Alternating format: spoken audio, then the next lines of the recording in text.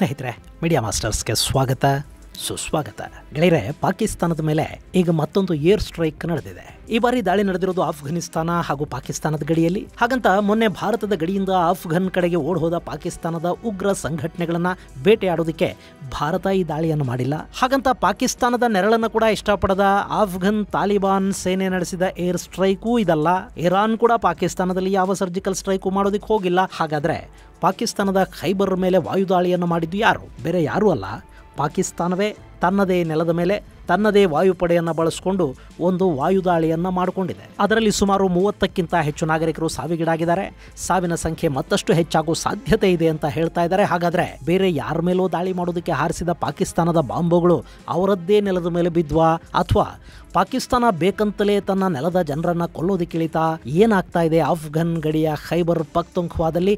ಯಾಕೆ ಈ ವಾಯುದಾಳಿ? ಬನ್ನಿ ನೋಡೋಣ.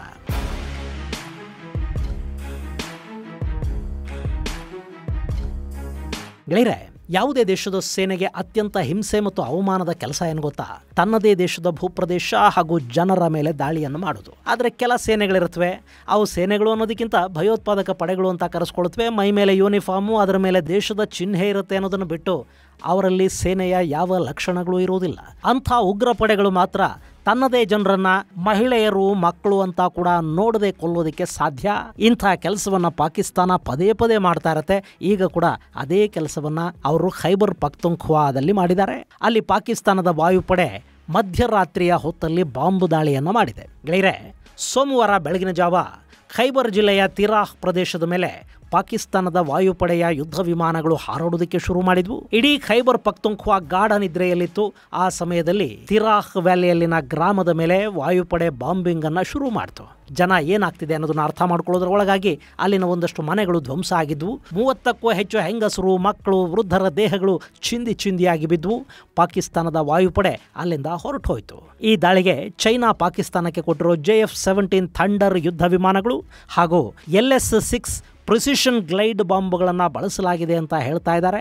ಪಾಕಿಸ್ತಾನ ಅಲ್ಲಿ 8 ಬಾಂಬುಗಳನ್ನು ಉದುರಿಸ್ತು ಅಂತ ಅಲ್ಲಿನ ಜನ ಹೇಳ್ತಾ ಇದ್ದಾರೆ. ಗೆಳೆಯರೆ, ಚೈನಾದ ವಿಮಾನಕ್ಕೆ ಬೇರೆ ಇನ್ಯಾವ ಬಾಂಬನ್ನು ಕಟ್ಟೋದಕ್ಕೆ ಬರುವುದಿಲ್ಲ. ಪಾಕಿಸ್ತಾನದ ಬಳಿ ಸ್ವದೇಶಿ ಅಂತ ಯಾವ ಪ್ರಿಸಿಷನ್ ಗ್ಲೈಡ್ ಬಾಂಬುಗಳು ಇಲ್ಲ. ಇದ್ರೂ ಅವು ಚೈನಾದ ವಿಮಾನಕ್ಕೆ ಜೋಡಣೆ ಆಗೋದಿಲ್ಲ.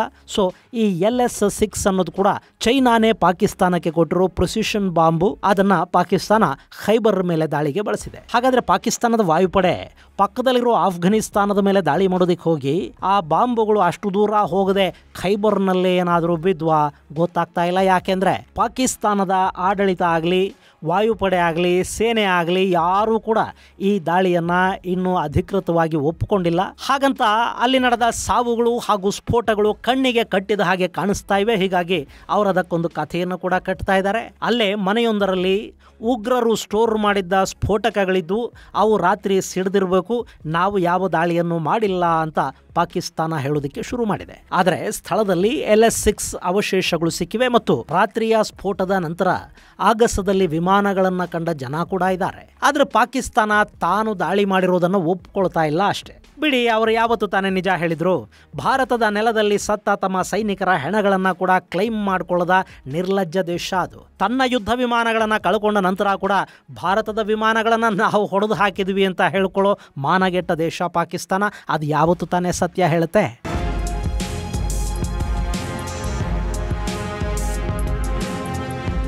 ಗೆಳೆಯರೆ, ಖೈಬರಲ್ಲಿ 2 ಆಗಿರೋದಕ್ಕೆ ಸಾಧ್ಯತೆಗಳಿವೆ. ಈ ದಾಳಿ ನಡೆದಿರೋದು ಪಾಕಿಸ್ತಾನದ ತಿರಾಹ್ ವ್ಯಾಲಿಲಿ. ಇದು ಅಫ್ಘಾನಿಸ್ತಾನ ಹಾಗೂ ಪಾಕಿಸ್ತಾನದ ಗಡಿಗೆ ತುಂಬ ಸಮೀಪ ಇದೆ. ಹಾಗೆ TTP ಪ್ರಾಬಲ್ಯ ಹೆಚ್ಚಾಗಿರೋ ಪ್ರದೇಶ ಕೂಡ ಇದು. ಇನ್ನು ಅಫ್ಘಾನಿಸ್ತಾನದ ಗಡಿ ಅಂದರೆ ಡ್ಯುರಾಂಡ್ ಲೈನ್ನ ಆಚೆಯಿಂದ ಬಂದು ಪಾಕಿಸ್ತಾನದ ನೆಲದಲ್ಲಿ ದಾಳಿ ಮಾಡಿ ಹೋಗೋ ತೆಹರಿಕಿ ತಾಲಿಬಾನ್ ಈ ಗಡಿಗಳ ಸಮೀಪ ತನ್ನ ನೆಲೆಗಳನ್ನು ಮಾಡಿಕೊಂಡಿದೆ ಅನ್ನೋದು ಕೂಡ ಸುಳ್ಳಲ್ಲ. ಇನ್ನು ಖೈಬರ್ ಭಾಗದಲ್ಲಿ ಇತ್ತೀಚೆಗೆ ಪಾಕಿಸ್ತಾನಿ ಪಡೆಗಳ ಮೇಲೆ TTPಯ ದಾಳಿಗಳು ಕೂಡ ಹೆಚ್ಚಾಗ್ತಾ ಹೋಗ್ತಾ ಇವೆ.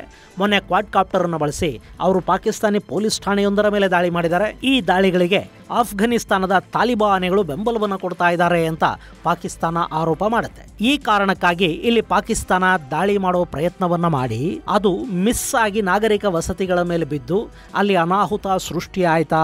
ಯಾಕೆಂದ್ರೆ ಪಾಕಿಸ್ತಾನಕ್ಕೆ ಚೈನಾ ಕೊಟ್ಟ ಆಯುಧಗಳಿವೆ ನೋಡಿ, ಅವು ಇವತ್ತಿನವರೆಗೆ ಟಾರ್ಗೆಟ್ ಅನ್ನ ಮುಟ್ಟಿದ ಉದಾಹರಣೆ ಇಲ್ಲ. ಹೀಗಾಗಿ ಇಲ್ಲೂ ಹಾಗೆ ಆಗಿರೋ ಸಾಧ್ಯತೆ ಇದೆ ಅಂತ ಹೇಳಲಾಗ್ತಾ ಇದೆ. ಇನ್ನು ಪಾಕಿಸ್ತಾನಕ್ಕೂ ಕೂಡ ಹೀಗೆ ತನ್ನದೇ ನೆಲದ ಮೇಲೆ ತನ್ನದೇ ಜನರ ಮೇಲೆ ದಾಳಿ ಮಾಡೋದು ಹೊಸ ವಿಷಯವೂ ಅಲ್ಲ. ಗೆಳೆಯರೆ, ಪಾಕಿಸ್ತಾನ ಹೇಗೆ ಅಂದ್ರೆ ಅದು ಪಂಜಾಬ್ ಭಾಗದಲ್ಲಿನ ಜನರನ್ನ ಮಾತ್ರ ಮನುಷ್ಯರು ಹಾಗೂ ಆ ನೆಲದಲ್ಲಿ ವಾಸ ಮಾಡೋದಕ್ಕೆ ಯೋಗ್ಯರು ಅಂತ ಭಾವಿಸುತ್ತೆ. ಅಲ್ಲಿ ರಾಜಕೀಯ ಅಧಿಕಾರ ಪಂಜಾಬಿ ಮುಸ್ಲಿಮರ ಕೈಯಲ್ಲಿದೆ. ಸೇನೆಯ ಬಹುತೇಕ ಹಿರಿಯ ರ್ಯಾಂಕ್ಗಳಲ್ಲಿ ಕೂತವರು ಪಂಜಾಬಿಗಳು ಅಥವಾ ಸಿಂಧರು ಆಗಿದ್ದಾರೆ. ಹೀಗಾಗಿ ಖೈಬರ್ ಹಾಗೂ ಬಲೂಚಿಸ್ತಾನ ಮುಂತಾದ ಪ್ರದೇಶಗಳಲ್ಲಿನ ಜನರನ್ನ ಪಾಕಿಸ್ತಾನ ಈ ಹಿಂದಿನಿಂದಲೂ 3ನೇ ದರ್ಜೆಯ ಪ್ರಜೆಗಳ ಹಾಗೆ ನೋಡ್ತಾ ಬರ್ತಾ ಇದೆ. ಇನ್ನು ಈ ಖೈಬರ್ ಇದೆಯಲ್ಲ, ಇದು ಆಫ್ಘನಿಸ್ತಾನಕ್ಕೆ ತೀರಾ ಹತ್ತಿರ ಇರೋ ಪಾಕಿಸ್ತಾನದ ರಾಜ್ಯ. ಅಲ್ಲಿ ಅತಿ ಹೆಚ್ಚು ಬುಡಕಟ್ಟು ಜನಾಂಗ ವಾಸ ಮಾಡ್ತಾರೆ. ಅವರಲ್ಲಿ ಪಶ್ತೂನಿ ಭಾಷೆಯನ್ನ ಮಾತಾಡೋರ ಸಂಖ್ಯೆ ಹೆಚ್ಚಿದೆ. ಈ ಹಿಂದೆ ಬ್ರಿಟಿಷರು ಭಾರತವನ್ನ ಆಳ್ತಾ ಇದ್ದ ಸಂದರ್ಭದಲ್ಲಿ ಆಫ್ಘನಿಸ್ತಾನವನ್ನ ಅವೈಜ್ಞಾನಿಕವಾಗಿ ವಿಭಜಿಸಿ ಅಲ್ಲಿನ ಒಂದಷ್ಟು ಪಶ್ತೂನಿ ಮತ್ತು ಹಜಾರಾ ಬುಡಕಟ್ಟುಗಳನ್ನ ಅರ್ಧ ಆಫ್ಘನಿಸ್ತಾನಕ್ಕೆ, ಇನ್ನರ್ಧ ಅವತ್ತಿನ ಭಾರತಕ್ಕೆ ಸೇರುವ ಹಾಗೆ ಮಾಡಿದ್ರು. ಅವತ್ತಿಗಿದು ದೊಡ್ಡ ಸಮಸ್ಯೆ ಅಂತೇನು ಅನ್ಸಿರ್ಲಿಲ್ಲ. ಆದ್ರೆ ಭಾರತಕ್ಕೆ ಸ್ವಾತಂತ್ರ್ಯ ಬಂದು ಪಾಕಿಸ್ತಾನ ಅನ್ನೋ ರೋಗ್ ಕಂಟ್ರಿಯೊಂದರ ರಚನೆ ಆಯ್ತಲ್ಲ, ಅದಾದ ನಂತರ ಆಫ್ಘನಿಸ್ತಾನ ಈ ಬ್ರಿಟಿಷರು ಎಳೆದಿದ್ದ ಡ್ಯುರಾಂಡ್ ಲೈನ್ ಅನ್ನೋ ಗಡಿ ರೇಖೆಯನ್ನ ನಾವು ಒಪ್ಪೋದಿಲ್ಲ ಅಂತ ಹೇಳ್ತು. ಅಲ್ಲಿ ಪಶ್ತೂನಿಸ್ತಾನವೊಂದರ ರಚನೆ ಆಗಬೇಕು ಅಂತ ಎರಡೂ ಭಾಗಗಳಲ್ಲಿನ ಪಶ್ತೂನಿ ಜನಾಂಗ ಕೇಳೋದಕ್ಕೆ ಶುರು ಮಾಡಿದ್ರು. ಹೀಗಾಗಿ ಅಲ್ಲಿ ಕೂಡ ಈ ಖೈಬರ್ ಪಖ್ತೂನ್ಖ್ವಾನ ಪಾಕಿಸ್ತಾನದಿಂದ ಮುಕ್ತಗೊಳಿಸಬೇಕು ಅನ್ನೋ ಹೋರಾಟ ಶುರುವಾಯಿತು. ಗೆಳೆಯರೆ, ಪಾಕಿಸ್ತಾನದ 4 ರಾಜ್ಯಗಳ ಪೈಕಿ ಅತಿ ಹೆಚ್ಚು ಭೂಭಾಗವನ್ನ ಹೊಂದಿರೋ ರಾಜ್ಯ ಬಲೂಚಿಸ್ತಾನ ಆದ್ರೆ ಅತಿ ಚಿಕ್ಕ ಭೂಪ್ರದೇಶವನ್ನ ಹೊಂದಿರೋದು ಈ ಖೈಬರ್ ಪಖ್ತೂನ್ಖ್ವಾ. ಇದು ಪರ್ವತಗಳು ಹಾಗೂ ಕಣಿವೆಗಳಿಂದ ಕೂಡಿದ ಪ್ರದೇಶ. ಬುಡಕಟ್ಟು ಜನಾಂಗ ಇರೋ ಈ ಪ್ರದೇಶವನ್ನ ಬ್ರಿಟಿಷರು ನಾರ್ತ್ ವೆಸ್ಟ್ ಫ್ರಂಟಿಯರ್ ಪ್ರಾವಿನ್ಸ್ ಅಂತ ಕರಿತಾ ಇದ್ರು.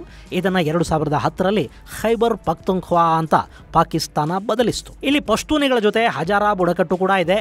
ಇಲ್ಲಿ ಪಖ್ತೂನ್ಖ್ವಾ ಅನ್ನೋ ಹೆಸರಿನ ಮೂಲಕ ಪಶ್ತೂನಿ ಐಡೆಂಟಿಟಿಗೆ ಮಹತ್ವವನ್ನು ಕೊಡಲಾಗ್ತಾ ಇದೆ ಅಂತ ಹಜಾರಾಗಳು ಅಸಮಾಧಾನವನ್ನು ಹೊಂದಿದ್ದಾರೆ. ಇನ್ನು ಈ ಖೈಬರ್ ಪಕ್ಕದಲ್ಲೇ ಇನ್ನೂ ಒಂದು ಟ್ರೈಬಲ್ ಏರಿಯಾ ಇತ್ತು. ಅಲ್ಲಿ ಪಾಕಿಸ್ತಾನದ ಆಡಳಿತ, ಕಾನೂನು, ಪೊಲೀಸಿಂಗ್ ಇದ್ಯಾವುದೂ ನಡೀತಿರಲಿಲ್ಲ, ಇವತ್ತಿಗೂ ನಡೆಯೋದಿಲ್ಲ. ಅದನ್ನ ಫೆಡರಲಿ ಅಡ್ಮಿನಿಸ್ಟ್ರೇಟೆಡ್ ಟ್ರೈಬಲ್ ಏರಿಯಾ ಅಂತ ಕರಿತಾ ಇದ್ರು. ಅಲ್ಲಿ 7ನೇ ಶತಮಾನ ಹಾಗೂ ಅದಕ್ಕಿಂತ ಹಿಂದಿನ ಕಾನೂನುಗಳು, ಬುಡಕಟ್ಟು ನಾಯಕರ ಆಡಳಿತ, ಅವರದ್ದೇ ಖಾಸಗಿ ಸೇನೆಗಳು ಇವೆಲ್ಲ ಇದ್ವು. 2018ರಲ್ಲಿ ಈ FATA ಅಂದರೆ ಫೆಡರಲಿ ಅಡ್ಮಿನಿಸ್ಟ್ರೇಟೆಡ್ ಟ್ರೈಬಲ್ ಏರಿಯಾನ ಕೂಡ ಖೈಬರ್ ಭಾಗಕ್ಕೆ ಅಧಿಕೃತವಾಗಿ ಸೇರ್ಪಡೆ ಮಾಡಲಾಯಿತು. ಇನ್ನು ಖೈಬರ್ ಪಖ್ತೂನ್ಖ್ವಾ ಅನ್ನೋದು 1,01,741 ಚದರ ಕಿಲೋಮೀಟರ್ನಷ್ಟು ವಿಸ್ತೀರ್ಣವನ್ನು ಹೊಂದಿದೆ. ಪಶ್ಚಿಮದಲ್ಲಿ ಆಫ್ಘನಿಸ್ತಾನದ ಗಡಿ ಅಂದರೆ ಡ್ಯುರಾಂಡ್ ಲೈನ್ ಇದೆ. ದಕ್ಷಿಣದಲ್ಲಿ ಬಲೂಚಿಸ್ತಾನ ಇದೆ. ಪೂರ್ವದಲ್ಲಿ ಪಂಜಾಬ್ ಮತ್ತು ಇಸ್ಲಾಮಾಬಾದ್ ಇವೆ. ಉತ್ತರದಲ್ಲಿ ಗಿಲ್ಗಿಟ್ ಬಾಲ್ಟಿಸ್ತಾನಗಳೊಂದಿಗೆ ಈ ಖೈಬರ್ ಪಖ್ತೂನ್ಖ್ವಾ ಗಡಿಯನ್ನು ಹಂಚಿಕೊಳ್ಳುತ್ತೆ. ಗೆಳೆಯರೆ, ಇಲ್ಲಿ ಗಿಲ್ಗಿಟ್ ಬಾಲ್ಟಿಸ್ತಾನವನ್ನು ಪಾಕಿಸ್ತಾನ ಆಕ್ರಮಿಸಿಕೊಳ್ಳದೇ ಇದ್ದಿದ್ರೆ ಭಾರತಕ್ಕೆ ಆಫ್ಘನಿಸ್ತಾನದ ಜೊತೆ ಇಲ್ಲಿ ನೇರವಾಗಿ ಭೂಸಂಪರ್ಕ ಸಿಗ್ತಾ ಇತ್ತು. ಆದರೆ ಈಗ ಈ ಗಿಲ್ಗಿಟ್ ಬಾಲ್ಟಿಸ್ತಾನ ಅನ್ನೋದು ಪಾಕಿಸ್ತಾನದ ಹಿಡಿತದಲ್ಲಿದೆ. ಇನ್ನು ಈ ಖೈಬರ್ ಪಖ್ತೂನ್ಖ್ವಾ ಭಾಗದಲ್ಲಿ ಹಿಂದೂಕುಷ್ ಪರ್ವತಗಳಿವೆ, ಸ್ವಾತ್, ಚಿತ್ರಾಲ್ ಕಣಿವೆಗಳಿವೆ, ಕಾಬೂಲ್ ಹಾಗೂ ಗೋಮಲ್ ನದಿಗಳು ಕೂಡ ಇಲ್ಲಿ ಹರಿಯತ್ವೆ.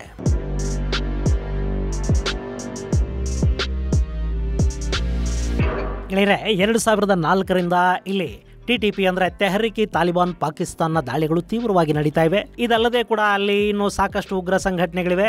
ಅಲ್ಲಿ ಇದುವರೆಗೆ ಸುಮಾರು 50,000ಕ್ಕೂ ಹೆಚ್ಚು ನಾಗರಿಕರು ಹಾಗೂ ಸೈನಿಕರು ಉಗ್ರರ ದಾಳಿಗಳಲ್ಲಿ ಸಾವಿಗೀಡಾಗಿದ್ದಾರೆ.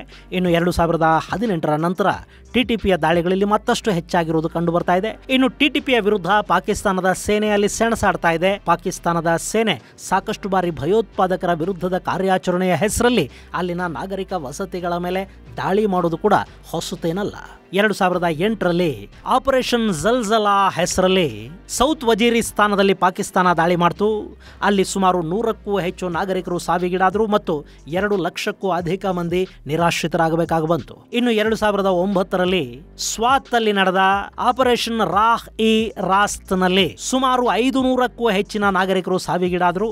ಇದು ಕೂಡ TTP ಉಗ್ರರ ವಿರುದ್ಧ ತಾನು ನಡೆಸಿದ ಕಾರ್ಯಾಚರಣೆ ಅಂತ ಪಾಕಿಸ್ತಾನ ಹೇಳಿಕೊಳ್ತು. ಹಾಗೆ 2014ರಲ್ಲಿ ನಾರ್ತ್ ವಜೀರಿಸ್ತಾನದಲ್ಲಿ ಆಪರೇಷನ್ ಜರ್ಬ್ ಇ ಅಜ್ಬ್ ಅನ್ನೋ ಕಾರ್ಯಾಚರಣೆಯನ್ನು ನಡೆಸಿತು.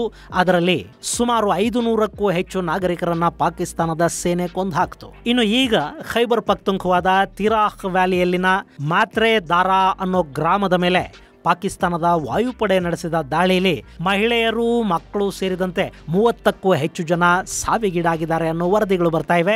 ಈ ಸಾವು ನೋವುಗಳ ಸಂಖ್ಯೆ ಇನ್ನಷ್ಟು ಹೆಚ್ಚಾಗುವ ಸಾಧ್ಯತೆ ಕೂಡ ಇಲ್ಲಿದೆ ಅಂತ ಹೇಳ್ತಾ ಇದ್ದಾರೆ. ಹಾಗೆ ಇಲ್ಲಿ ಆಮ್ನೆಸ್ಟಿ ಇಂಟರ್ನ್ಯಾಷನಲ್ ಮತ್ತು ಇನ್ನಿತರ ಮಾನವ ಹಕ್ಕುಗಳ ಸಂಘಟನೆಗಳು ಕೊಡ್ತಾ ಇರೋ ವರದಿಯ ಪ್ರಕಾರ ಪಾಕಿಸ್ತಾನದ ದಾಳಿಗಳಲ್ಲಿ ಸಾವಿರಾರು ಮಂದಿ ನಾಗರಿಕರು ಸಾವಿಗೀಡಾಗಿದ್ದಾರೆ. ಇನ್ನು 2005 ಮಾರ್ಚ್ ತಿಂಗಳ ನಂತರ ಈ ಭಾಗದಲ್ಲಿ ಹೆಚ್ಚಿನ ಪ್ರಮಾಣದ ಡ್ರೋನ್ ದಾಳಿಗಳು ನಡೀತಾ ಇವೆ.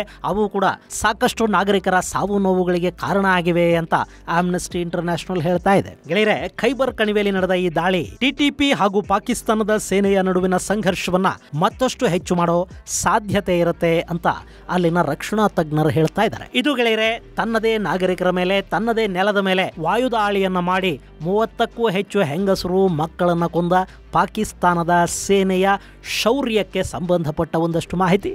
ಮುಂದಿನ ಸಂಚಿಕೆಯಲ್ಲಿ ಮತ್ತಷ್ಟು ವಿಶೇಷಗಳ ಜೊತೆ ಮತ್ತೆ ಭೇಟಿಯಾಗೋಣ. ಅಲ್ಲಿವರೆಗೆ ಜೈ ಹಿಂದ್, ಜೈ ಕರ್ನಾಟಕ.